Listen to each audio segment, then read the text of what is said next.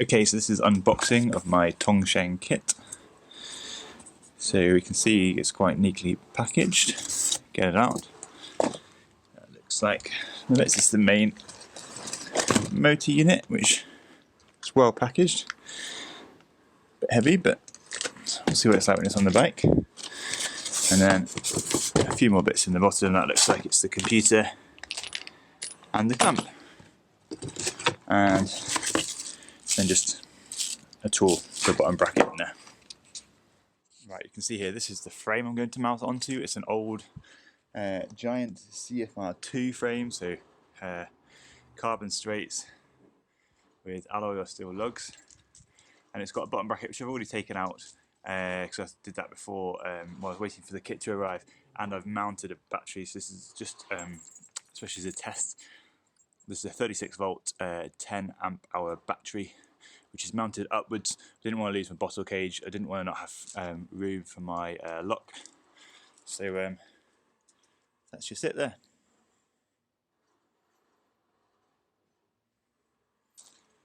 I'm going to assume anyone doing this knows how to take out a bottom bracket and take off their cranks, and then we'll just go through the fitting. So this kit comes with absolutely no instructions whatsoever. So let's just see what we can do.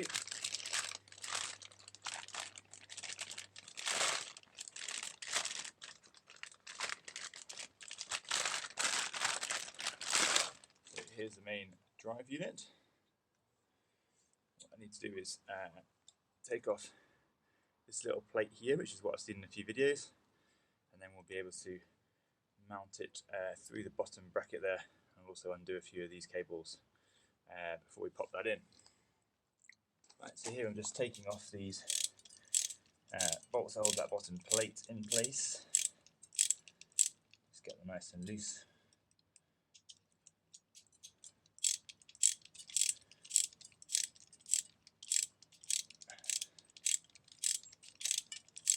You can do this with Allen keys. Just prefer to get my socket wrench set out.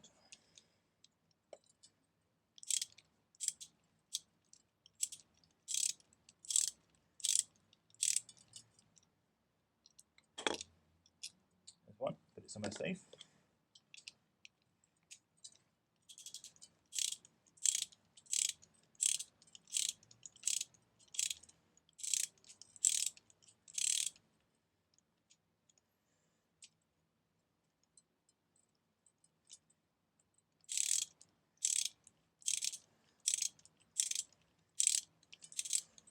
Right there. There's number 2. And then there's 2 little washers that go on the other side of those bolts, so I've got to get the other one in a second. And then you take off this ring as well, put that somewhere safe, and then you can get this off, and there's a second washer that goes underneath. So we've got this plate which I've taken off. I'm going to get all the cable connections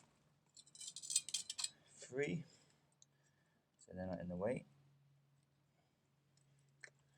Take those off, and this is one of the advantages of the Tongsheng, is it has so many fewer pieces to connect through to anything.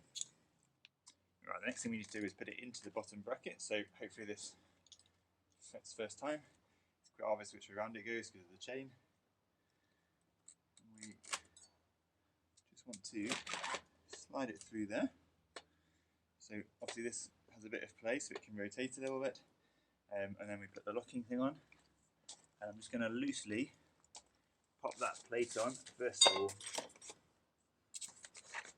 just to keep it where we want it to be.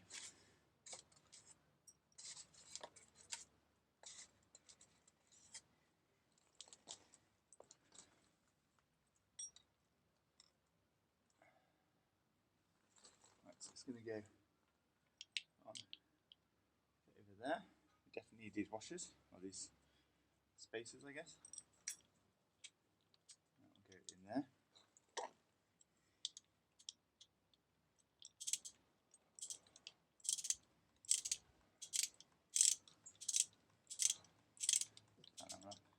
Just a little bit. I'm not trying to get it super tight just for now. And then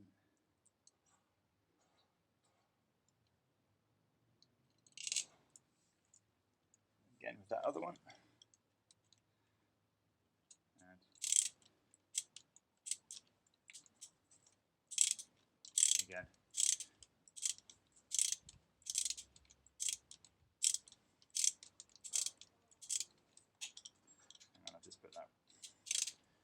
puncture the wrong side of that bolt.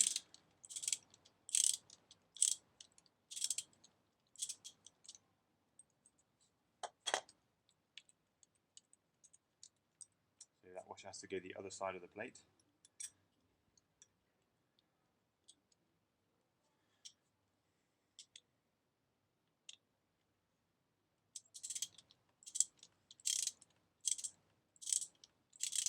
And you tighten that up.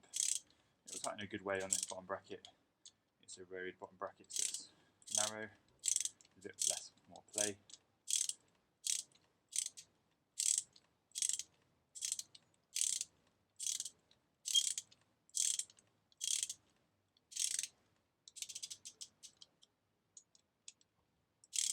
I'm just going to tighten those until I feel a tiny bit of resistance, but I'm not going to do them up anymore.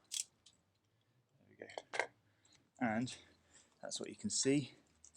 It's there, they've tightened up, and there's the sort of head on one side, the washer, and then the grip that it goes into. Yep, and then the same for this one here. Right, so this next bit is a little bit tricky. So you get this piece here, this bit that I'm rattling here, that comes with this long bolt and this fixing plate to attach it to. Yep. And it's not entirely obvious where it goes. So there was this short screw was fixed into this hole on the back plate. So I've taken that out and I fitted this. I think it's supposed to probably go the other way around, but I didn't have enough clearance here between our wheel. So I fitted it the other way around and I've left it a little bit loose for now. And then I'm tightening this bolt under here, and then I'll see how that goes in terms of fixing it, because this seems to be the only way. Otherwise the motor will rotate back and forwards all the time, which will obviously damage the frame over time. So I'm just going to try and tighten these and see how we go. So I've tightened all those bolts. This is the only bit that makes me a little bit nervous about this kit, is that this bit, especially fitting to a carbon straights bike, this is now resting up against the part of the frame which is carbon as opposed to metal. So that's making me a tiny bit nervous, but the motor doesn't rotate, seems pretty well fixed there. I'll have to just keep an eye on that as we use it and we go along. And the next bit is to take this, which is kind of the locking ring, just slots over there, and onto the end of the kind of bottom bracket part. And that's it. And I put it the wrong way around. Yep, I have. It goes on that way. So you can get the tool onto it.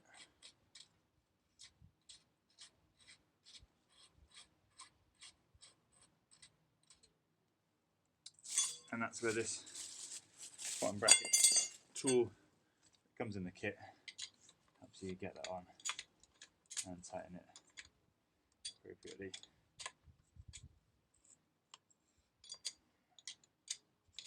And again, with everything, I'm not tightening everything super tight until it's all on the bike.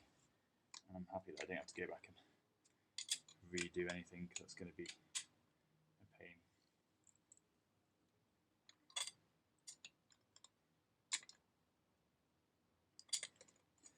So there we go. Seems pretty sorted. Looks good. And now, I guess,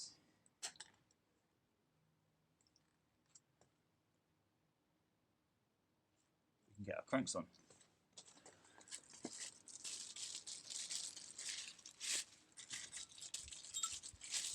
So there's obviously two cranks,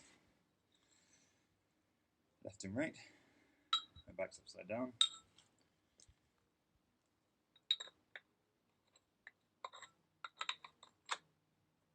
Looks about right. Or left, should I say? And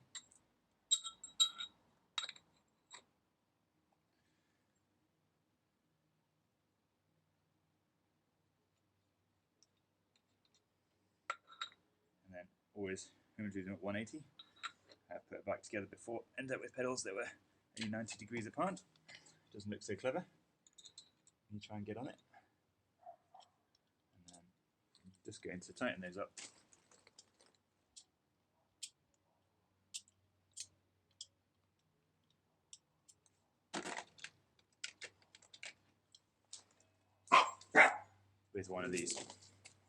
Okay, the cranks run. Looks okay. Goes round. Correct way. I feel there's a bit of resistance actually from the motor, but you know, I guess that's why you've got a battery on it. Right, this next part is maybe a little bit fiddly. This is what you get, which is the cable for the speed sensor. There's a little like plastic film on the back of there. You take that off, go ahead, got this thing, and you've got that there, and you can pop that in and tighten that on.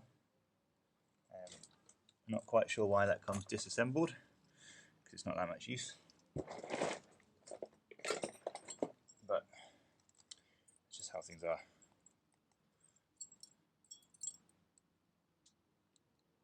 So pop that in there, tighten it up.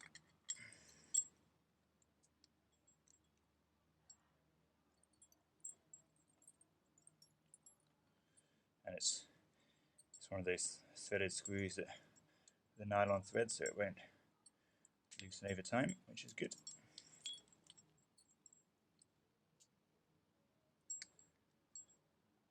But why this doesn't just come as all one piece, I'm not quite sure. But there you go, that's connected. And now what I'm going to do is I'm going to take it, I'm going to attach this into this bit here, and then I'm going to mount this on here. The only issue with my bike is it's not got a round one, it's got a kind of slightly ovoid shaped one, so this isn't going to mount perfectly on it, but you know, we'll just make do. And it's going to sit in here, so it's alongside and can sense the spoke sensor, which comes along with it as one of these, which is just going to do up around the spoke, and it's got a magnet there so it can detect it. Okay, so here we have it fitted. You can see it comes with those cable ties which go through these tiny little eyes on it here, and I've fitted the spoke sensor which lines up with the little arrow, which isn't quite obvious. You think it would line up with the big white bit the same size as the spoke sensor, and it's supposed to have a very small amount of clearance, so it's like that. And I've tested that so it's clear of all my spokes, and it comes around nicely there. Now we get to the really frustrating bits of home build things, and that is that you order a battery that comes with 2 wires, and you order a motor that comes with 2 wires with some random type of connector, and obviously there's nothing that makes those fit together, so I'm going to have to solder those together, so we'll see how that goes. Okay, so next part is to fit this, which is the control. I'm going to fit it between my handlebars here so it's nice and symmetrical. So it's fairly self-explanatory. Hopefully these will stretch enough to get around there. Which they do. And the same to the other side.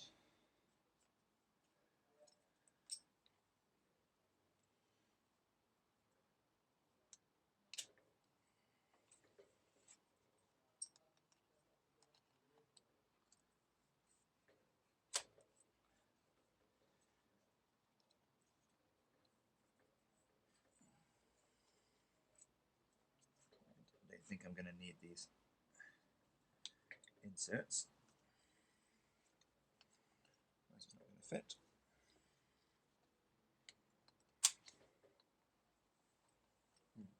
So with the inserts they're too big, and without they're too small.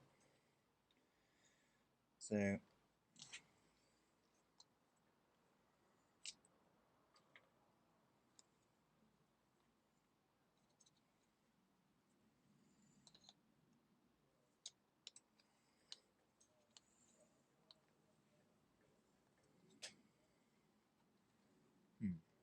that's not fantastic.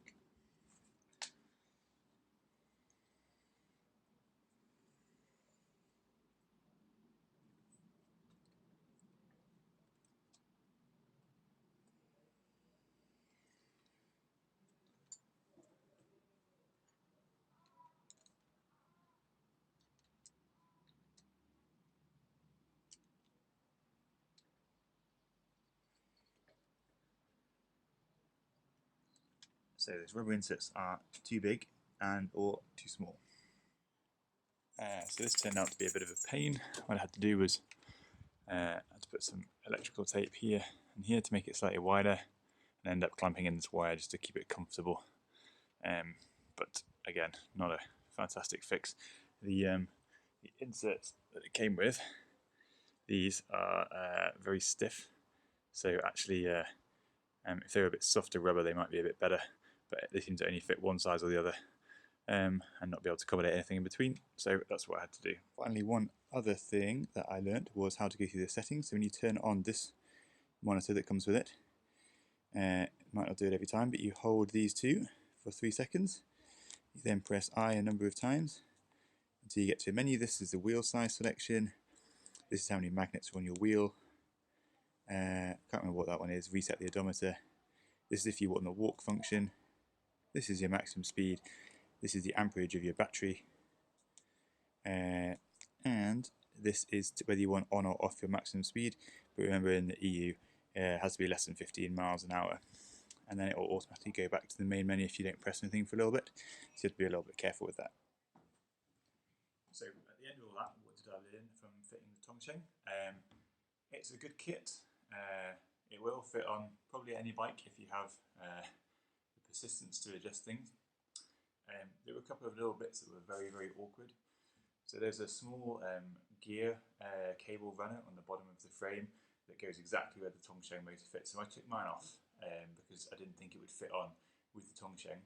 What I think I probably should have done is try and keep it on if I could, because it's meant the gear cable doesn't really run in any specific housing, and this will lead it to probably slip over time anyway. Should have had a plan for my battery connector. So what I actually did is I went out and I bought some of these little electrical clip connectors. You basically have to lift up a clip, slot the wire in, clip it down, put that on, made them sort of waterproof, and that helped me. It was a much better idea than trying to solder the wires together, because that was just way too fiddly, and then I was worried about the current going through them, the problems with the connections, and this just sorted the whole thing out. The computer, I'm not sure why they include a little extra set of buttons as well as the trip computer itself.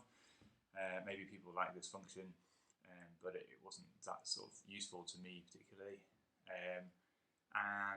Then just think about where your cables are going to go. So you need to think, where am I going to run this cable, where am I going to run that cable?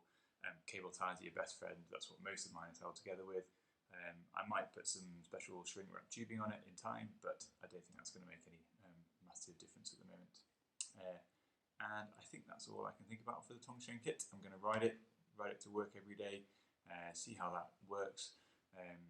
It seemed pretty good going up and down the road. I got up to 20 miles an hour easily, although I would possibly think about upgrading the size of the front chainring, because I was at 22 miles an hour in my highest gear, and didn't feel like I was working too hard, especially after the Tongsheng had helped me get up to speed. So I may upgrade that to a slightly larger chainring, but we'll see how things go. Thanks very much.